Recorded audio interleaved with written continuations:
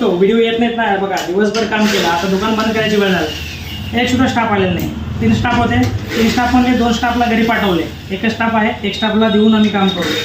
पूर्ण फॅमिली दुकानात काम करतोय, दिवस रात्रीचे बघा टाईम किती झालं आहे, टाईम दाखवतो मला तरी 10 वाजून 14 मिनिटं आहे. दुकान अजून बंद झालेलं नाही. टोटल दुकान बंद करायला 11 वाजतील.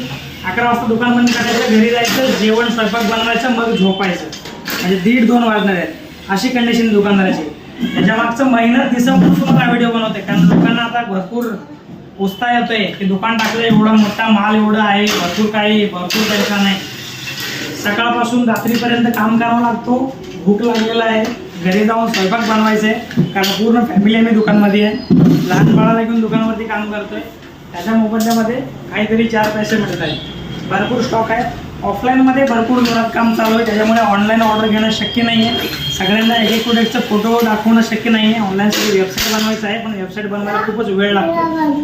ते वेबसाईट बनेल, त्यानंतर तुम्हाला ऑनलाईनवरती सर्व प्रोडक्ट बघायला मिळतील. पण आताच्या कंडिशनला ऑफलाईनच आमचं काम चालू आहे. स्टॉक पण बघा, स्टॉक पण खाली होत चाललेले आहे. आता पूर्ण स्टॉक खाली होत चालले, तरी पण स्टॉक आपल्याकडे फुल आहे. डेली स्टॉक येते, डेली स्टॉक लोड करते, कारण आता माल परचेस करायला पण दिल्ली, मुंबई, कोलकाताला जावं लागतो. फॅमिलीला सोडून दुकान बंद करून माल घ्यायला जावं लागतो.